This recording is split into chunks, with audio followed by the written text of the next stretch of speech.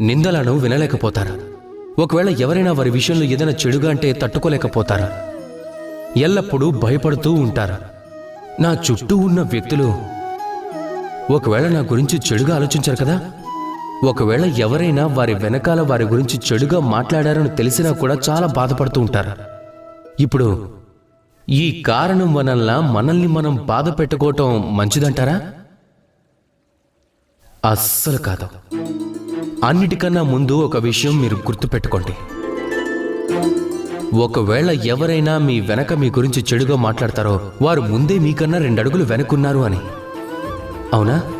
ఈర్ష్య వలన మీ గురించి తప్పకుండా చాలా మాటలు మాట్లాడతారు, కానీ అలా ఉండనే ఉండదు. ఒకవేళ వారు నిజం చెప్పారు అంటే అన్నిటికన్నా ముందు మీ తప్పులను అర్థం చేసుకోండి, ఆ నిజాన్ని తెలుసుకోండి, ఇంకా ఆ గుణాలను తీసి పారేయండి. ఆ తరువాత